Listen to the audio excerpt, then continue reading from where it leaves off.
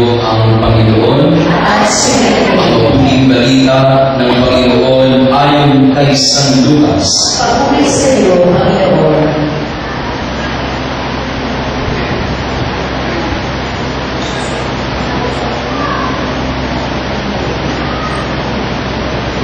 Noong panahon iyon, ipinahayag ni Maria ang awit na ito.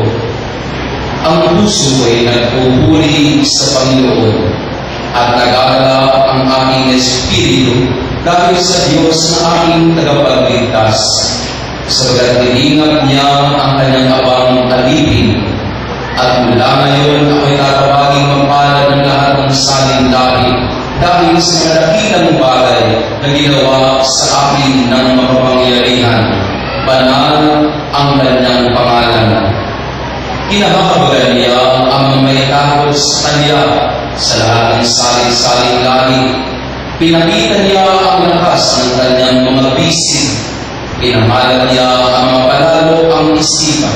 Ibinagsak niya ang mga hari mula sa kanyang trono at itinaas ang mga nasa abang kalagayan. Pinusog niya ng mga mabuting bagay ang mga nagugutom at pinalayas ng wala ni anuman ang mayayaman. Tinulungan niya ang kanyang bayang Israel bilang pagtupad sa pangako niya sa ating mga magulang, kay Abraham at sa kanyang lahi magpakailanman. Nanatili si Maria kay Elizabeth na may 3 buwan at saka umuwi.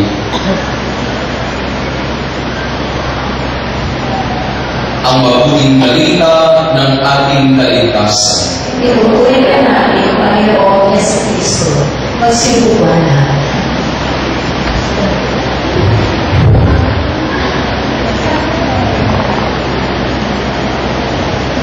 Magandang gabi sa inyong lahat.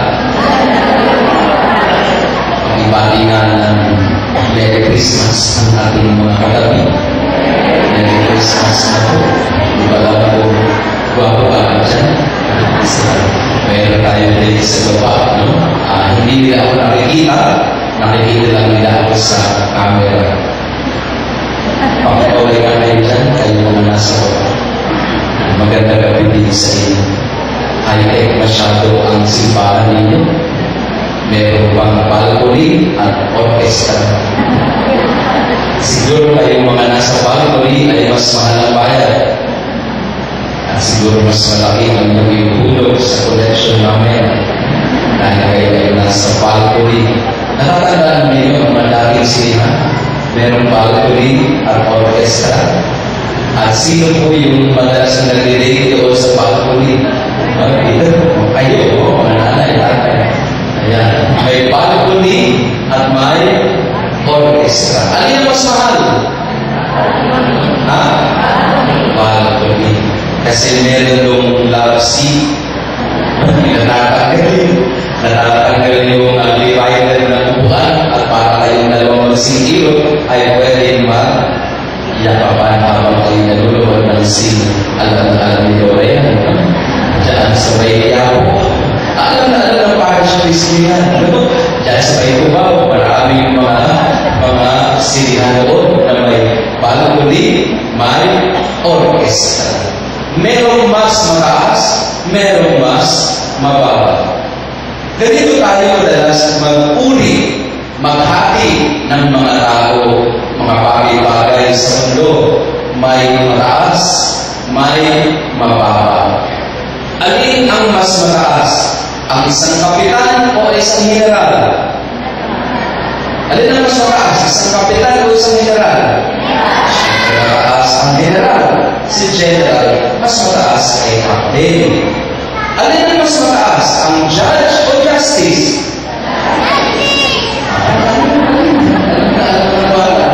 Siyempre, mas mataas ang justice kaysa isang judge. Alin ang mas mataas? Ang Miss Wind o Miss Fire? Alin ang mas mataas? Sa Miss Earth. Siyempre, Miss Earth ang panalo. Pero alin ang mas mataas? Miss Earth, ang Miss Wind o Miss Fire? Sino mahilig dito sa mga budget? Alin ang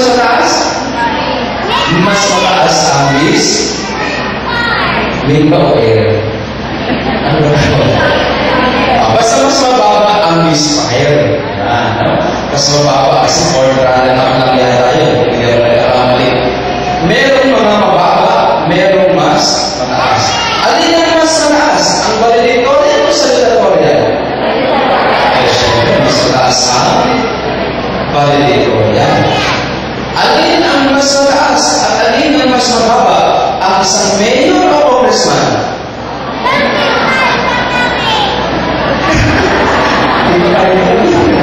Alin ang mas mataas? Ang mayor o isang congressman?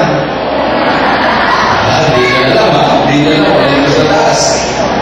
Pwede sabihin natin mas mataas ang isang congressman dahil mas marami. Pero sisibat na malakas din ang isang mayor. Hindi ba? Alin ang mas mataas? Ang isang gobernador o isang mayor? Sabi niya, mas mataas ang isang... Merong mga mataas, merong mga mababa. At minsan tayong mga tao, dito tayo naglalaro ng ating pag-uugnayan sa isa't isa. Tinitingnan natin kung ang taong harap natin ay mataas sa iyo o mababa kaysa sa iyo. May mataas na tao, may mababang tao. Paano nila hinihirapan ang mga mataas na tao? Halimbawa, paharap ako sa mataas na tao. Paano ka nakikitungo sa kanya? Madalas, iba ang makikitungo sa mataas na tao sa isang taong mas mababa kaysa sa iyo sa pagturing mo. Tama? Minsan, bumisita sa iyo ang isang mataas na tao, halos ikaw ay hindi na magkandarapat sa paghabol sa kanya. At pagka dumating mo sa iyo mas mababang tao, halos wala na namang pakialam. Mataas, mababa, makapangyarihan o hindi. Sa ating narinig na Ebanghelyo ngayon, ano ang pahayag ni Maria?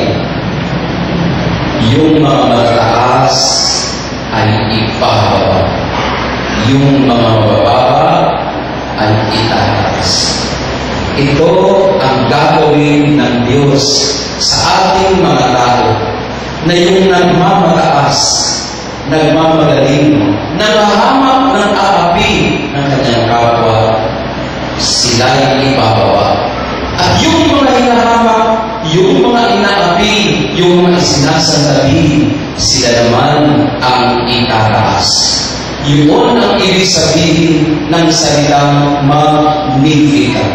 Pakiulit ngayon, magnificat. Alam niyo po ba kung saan galing ang salitang magnificat? Galing ito sa dalawang Latin salita. Magnus, pakiulit, Magnus, tuturo ko kayo ng Latin, ano ba yung tuturo ng Latin? Magnus, feci. Pakiulit ha, feci. Hindi feci. Feci. Magnificat galing sa dalawang salita. Magnus, feci. Ang ibig sabihin ng Magnus, great, dakila. Feci, ang ibig sabihin ay ginawa. Mga ginawa. Kaya pag sinabi mong magnificat, Magnus feci, ang ibig sabihin ay ang madakilang ginawa. The great deeds and the great one. May isang gumawa na dakila at marami siyang dakilang ginawa. Yun po ibig sabihin ng magnificat. May isang dakila at ang dakilang ito ay maraming dakilang ginawa at siya lamang ang tunay na dakila at itinatanghal siya na pinakadakila sa lahat. Kaya yung mga nagdadakilakilaan sa mundo, yung mga nagkakagirian sa mundo, darating ang panahon, ipababa silang lahat. Sapagkat isa lang naman talaga ang tunay na dakila. Isa lang naman talaga ang dapat na papurihan, magnificat. Ang papuri, kanino binibigay? Ang papuri ay binibigay hindi sa mga katulad natin hamak lamang. Kanino dapat ibigay ang papuri at pasasalamat? Sa dakilang lumikha lumikha ng maraming dakilang bagay. Yun po ang ibig sabihin ng Magnificat. The Great One has performed great deeds for us. Para kay Maria, kaya niya pinupuri ang Panginoon sapagkat nasabi ni Maria, sino ba naman ako, isang hamak na dalaga? Subalit ano ang kanyang ginawa mula sa aking pagkahamak na dalaga? Mula sa aking pagiging mahirap, mula sa aking pagiging isang tao na sinasandabi, ako ay itinaas ng dakilang ito. The Great One has lifted me up, has raised me up from a lowly condition. Mula sa aking kababaan, ako ay kanyang itinaas. At ang mga nasa taas, kanyang ibinaba. Mga kapatid, napakalaki po ng ibig sabihin doon para sa ating lahat ng mga Kristiyano.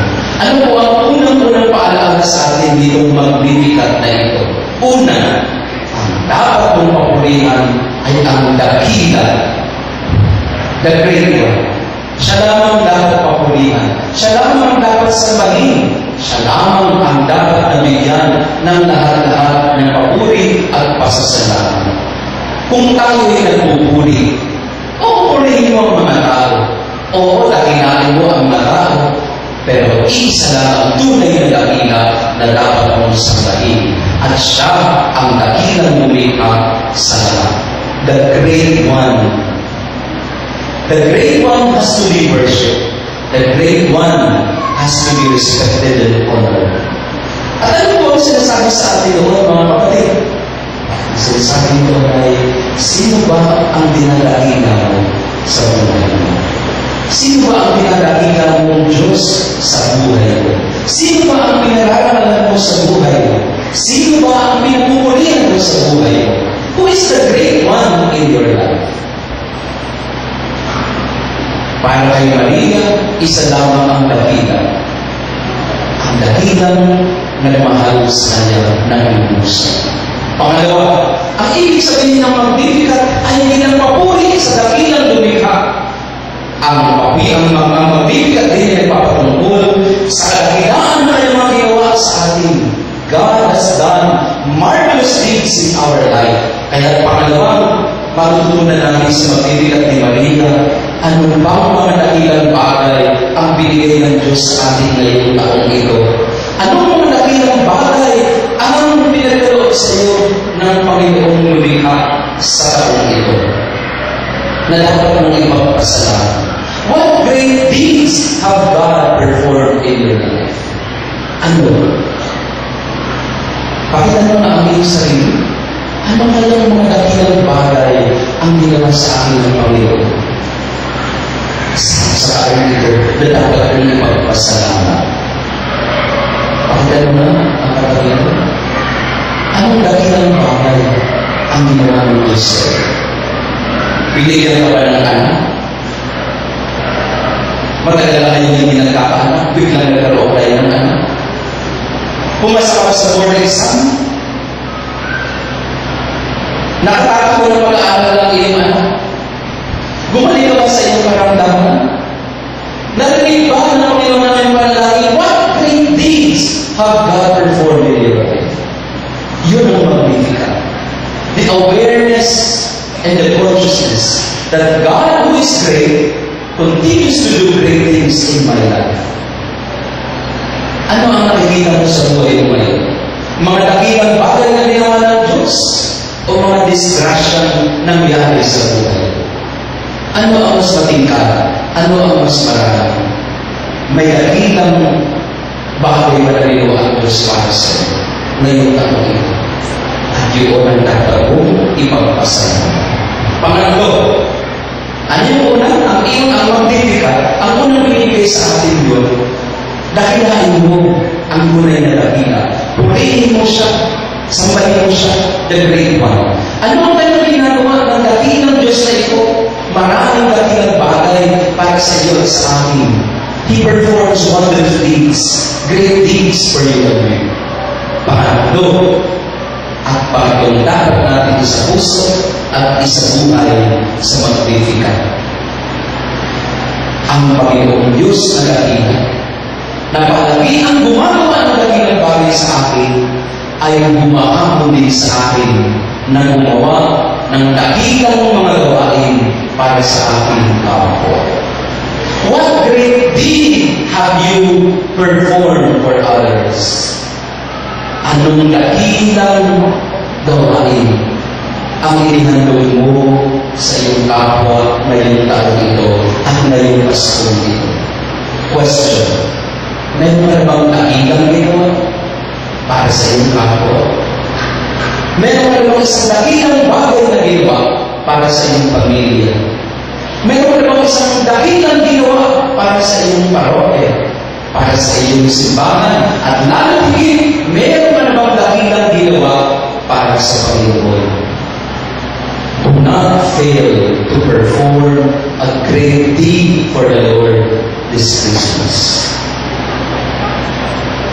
Pwede siguro tulungan mo yung mga nasa lata ng bagyo sa Mindanao. One great deed. Pwede siguro na yung nagugutom na kapitbahay mo ay bigyan mo ng makakain. One great deed. Pwede siguro ang nalulubay sa tahanan mo ay iyong sinamahan, kinausap, pinagpasensyahan, pinagtsagaan. One great deed. May nagawa ka ng mga maganda para kay Lord ngayong Paskong ito. O wala ba? Pwede pa umago. Sapagkat ang Diyos na dakila ay gumawa ng isang dakilang bagay para sa atin. Ang ihandog ng kanyang anak, ikaw, ako. Ano ang dakilang bagay at dakilang gawain na ihahandog natin sa Kanya ngayong Pasko? The Great One has given us a great deed.